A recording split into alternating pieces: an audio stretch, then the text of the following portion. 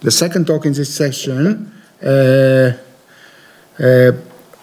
Professor Menachem Mautner is a Daniel Rubinstein Professor of Comparative Civil Law and Jurisprudence at the Faculty of Law of Tel Aviv University.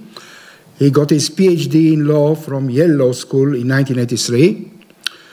Academic career was at the Faculty of Law of Tel Aviv University, and he was a visiting professor at many places, again, Michigan Law School, NYU, Cardiff, Harvard Law School, Venice, Columbia Law School.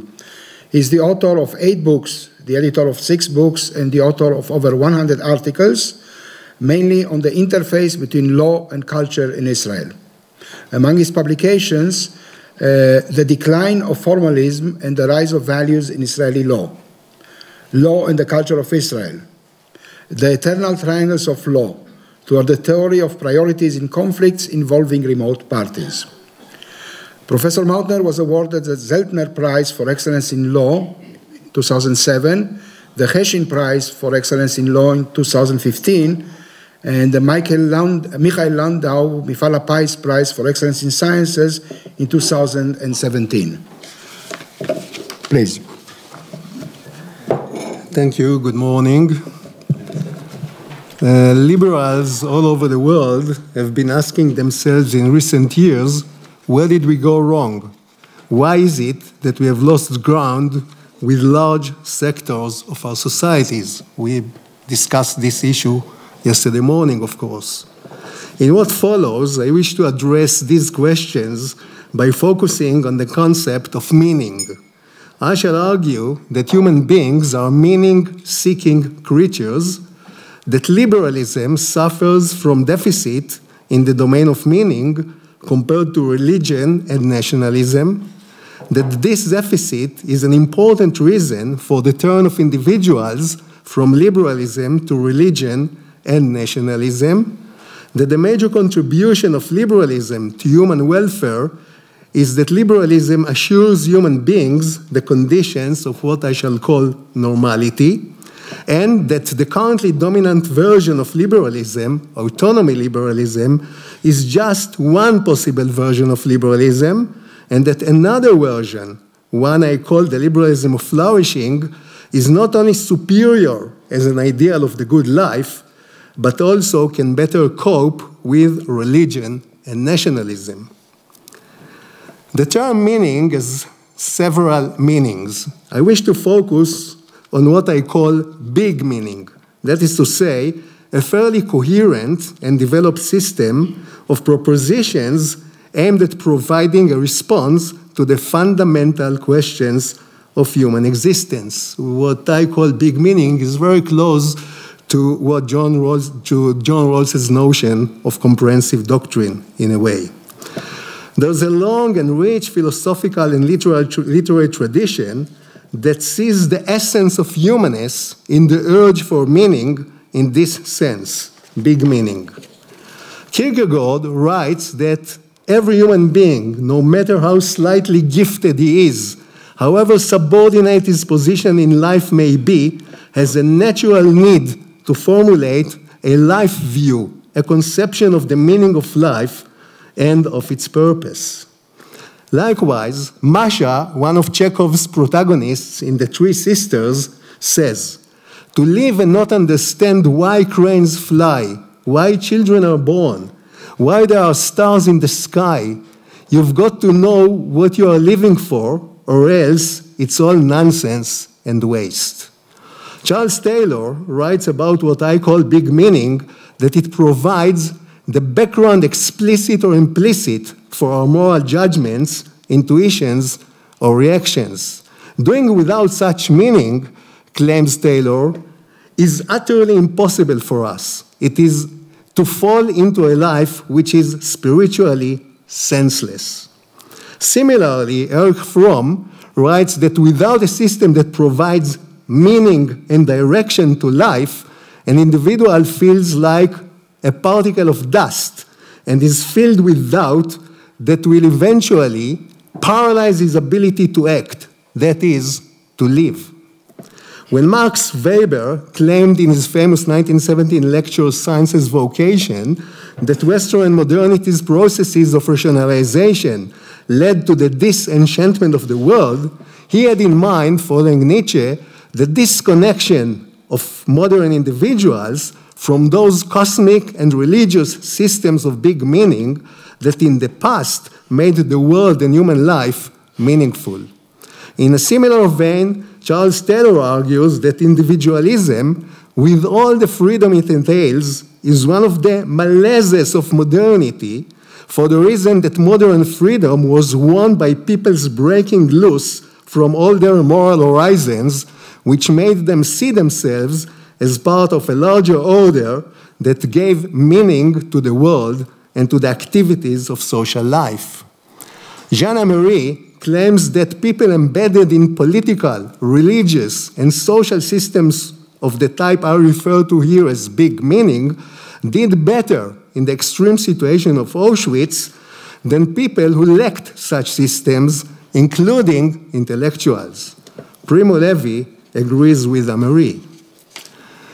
Religion is the most comprehensive system of big meaning available to us.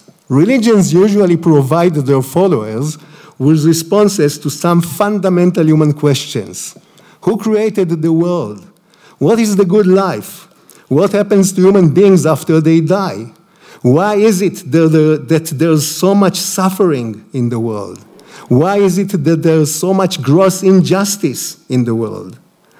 Additionally, religions create coherence in lives bifurcated between distinct spheres of activity, each governed by a unique logic. Also, religions provide the lives of their followers with some overall causal sense when their fate is being affected to a significant extent by what looks like chance and luck, as well as by deeds of faraway people whom they don't even know, and by global and natural processes over which they have no control. One reason for the lasting appeal of religions and for their being able to compete with liberalism over the hearts and minds and loyalties of human beings is that they offer a truly comprehensive anthropology, addressing both the bright and the dark sides of humanness. Think of the bedrock of Judaism, the book of Genesis, our mythology. You find there both the bright side and the dark sides of humanness. Also, and perhaps even more importantly, religions offer their followers intellectual, emotional, and practical, that is to say, ritualistic resources for dealing with losses, failures, and disappointments. Next to religion, though to a lesser extent, national culture is another system of big meaning. National cultures usually provide members of national groups with a narrative about the history of the group, its values, its future vision, etc. It has often been claimed that there's a dialectical relationship in modernity between nationalism and religion, featuring a dynamic equilibrium. The earlier stages of modernity were characterized by the rise of nationalism and the decline of religion, while in late modernity, there's a rise of religion and decline of nationalism. However, this portrayal of the interrelationship of nationalism and religion is inaccurate, if not utterly false. The claim that in early modernity, nationalism rose at the expense of and in opposition to religion suffers from a secularist bias in the study of nationalism. The fact of the matter is that since their inception and to this very day, nationalist movements have often drawn on the rich contents of religion by incorporating religious narratives, myths, heroes, and symbols. National projects, therefore, often promote religious contents. Also, nationalist movements have often built up national bonds upon already existing religious affiliations. At the same time, since the rise of nationalism, religions have often endorsed and promoted nationalist contents. Nationalism and religion, then, are usually deeply intertwined and operate in strong affinity, even a synergy with each other. Indeed, in many countries of the world, there are strong religious nationalist movements and political parties, and the other of religion is not nationalism at all, but the secular version of nationalism. My claim is, therefore, that in many countries in the world, liberalism finds itself not only in competition with religion itself, but also in opposition to religious contents endorsed and propagated by nationalist movements, especially when liberalism encounters religious nationalism. The thirst for meaning is one human urge. There's a conflicting urge, the desire for normality. There's a complex interrelationship, even a tension, between the two urges. Therefore, a true understanding of the concept of meaning necessitates an understanding of that of normality. An accepted meaning of the concept of normality is being like everyone. I would like to use a different meaning of the concept of normality, consisting mainly of the human desire to lead a life in which a person, in the course of uninterrupted routine, is involved in promoting her own personal good and that of those close to her, in striving to improve her material situation, in striving to increase the comfort and pleasures of life, in cultivating conjugality, relations with parents, family members, and friends. And above all, the desire for normality means, to those who are parents of children, a dedication to raising the children, providing them with a good education, and ensuring them a good future. Charles Taylor writes about a concept close to the concept of normality that I'm dealing with here, defining the ordinary life as the dimensions of life identified with the bourgeoisie that concern work, trade, the production of the necessities of life, as well as marriage, family life, sexuality, reproduction, and child raising. Taylor argues that whereas in earlier times a life devoted to activities of this kind was considered inferior in comparison to other ways of living, e.g., a life of philosophical inquiry and a life of religious abstinence, in the culture of modernity, claims Taylor, this way of living has won full legitimacy as a life that has value and meaning. The desire for normality means a desire for the familiar, stable, routine day-to-day activities to go on. Wars, terror attacks, diseases, disasters, crises, emergencies, all of these disrupt the possibilities of fulfilling the desire for normality. In the Metamorphosis, Franz Kafka teaches us the strength of the human yearning for normality in this sense. The blood-curdling element in the story isn't just the terrible fate of Gregor Samsa, who turned into a monstrous vermin one morning and lost his humanity, but no less also the routine of life that continues to be maintained by his family members afterwards. Kafka confronts us with a disturbing fact. Even if we should experience loss and grave disaster, at the end of the day, our yearning for the return of normality to our lives will triumph. In Germany, a regular component of Nazi propaganda was an insistence on the regime's ability to guarantee the citizens a normal daily existence after the chaos of the economic crisis years. Pursuant to that, the history of daily life in Germany of the 1930s teaches us that many Germans supported the Nazi regime because it was able to fulfill their desire for normality, a secure job, improved quality of life, going on vacations, cultivating business, devotion to family and friends. Autonomy in liberalism is a central strain in liberalism of the past 2 centuries. Its major contribution to human welfare is that it assures human beings the conditions of normality. It provides individuals with the matrix of negative rights: freedom of religion, freedom from religion, freedom of movement, freedom of property, freedom of contract, etc., that creates for them shelter zones in which they may pursue their subjective conceptions of the good, immune from adverse interference on the part of the state or other individuals. Liberalism also premised on the rule of law, and this as well safeguards individuals against abusive external interventions.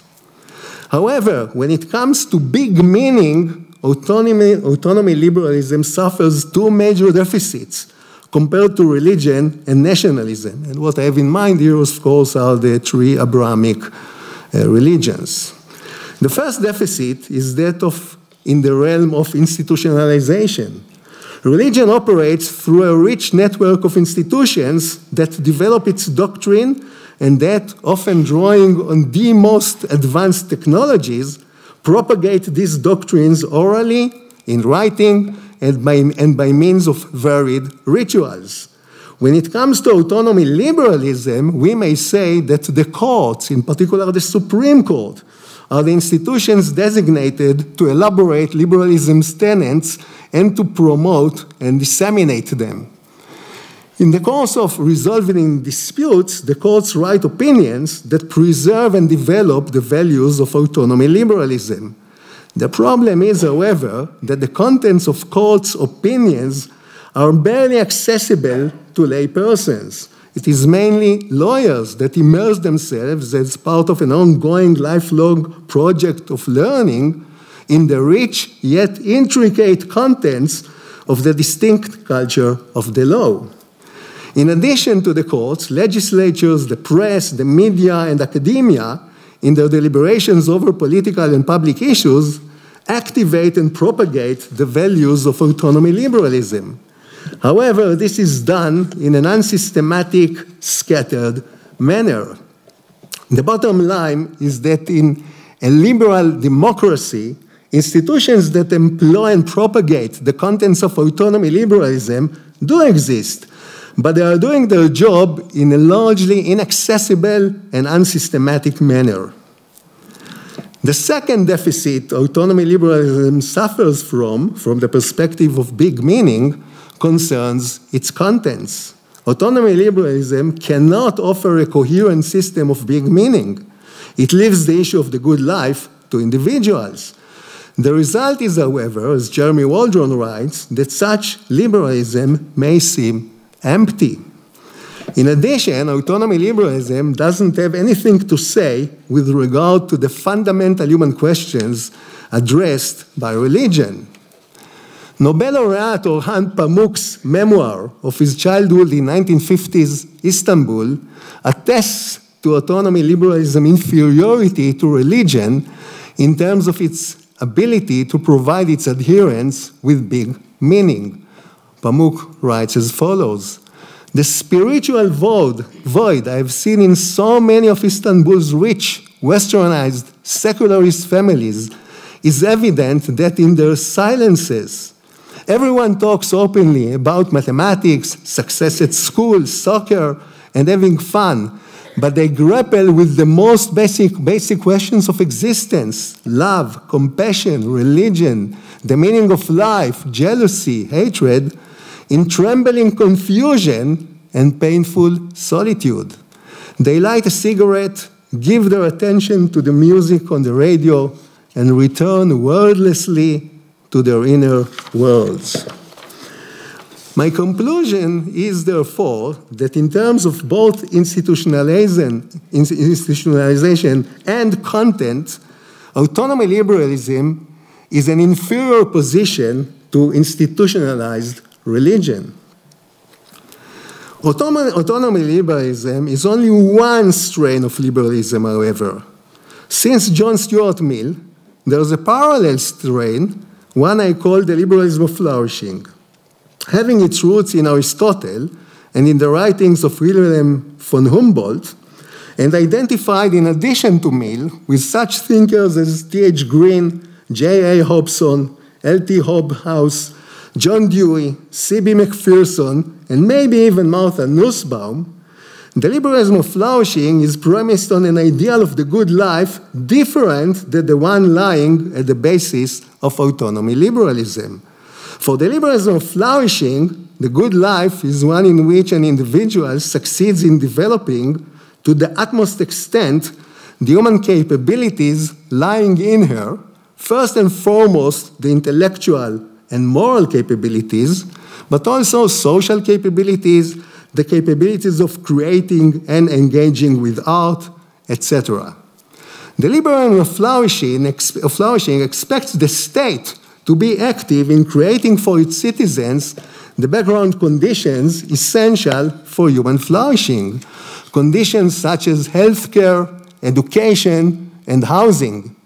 It is for this reason that the liberalism of flourishing is often referred to as social liberalism or even liberal socialism. In addition, based on a long and rich tradition of Western thought, it may persuasively be argued that engagement with art, literature, poetry, drama, films, plastic art, etc., may contribute to the intellectual and moral development of individuals, so that a state committed to the liberalism of flourishing should massively support the creation and dissemination of art. This last trait of the liberalism of flourishing is highly important when the competition of liberalism with religion and nationalism is considered. The contents of art allow individuals to devise, drawing on their own personal intellectual resources, responses to some of the fundamental perennial human questions usually addressed by systems of big meaning, such as religions. Needless to say, the outcome of such personal endeavors of individuals cannot be compared to systems of big meaning explicitly articulated and disseminated by religious establishments over generations. However, the liberal state's citizens' engagement with art is an important step forward, nonetheless, in providing them with materials addressing the questions dealt with in articulated systems of big meaning, such as religions. And support of the arts is the most a liberal state may do in the domains of meaning. So needless to say, a liberal state cannot provide its citizens with contents for the good life, but as the furthest it can go is provide them with the materials of art from which the citizens of the liberal state may compose their own personal, particular systems of meaning, addressing what is usually being addressed by highly articulated systems of big meaning, such as religions. Indeed, it has often been claimed that art, emotive meaning, is the closest secular equivalent to religion in the lives of human beings. For example, the Bildung ideal of German Romanticism of the first half of the 19th century has sometimes been presented as a secular religion. Bildung, a secular religion that may serve as substitute for institutionalized religion. Richard Rorty wrote about the hope for a religion of literature, in which works of the secular imagination replace scripture as the principal source of inspiration and hope. Likewise, Charles Taylor writes that art has come to take a central place in our spiritual life, in some respect replacing religion. Art as a replacement for religion. And Wallace Stevens summed it all up when he wrote, after one has abandoned a belief in God, poetry is the essence which takes its place as life's redemption. Thank you.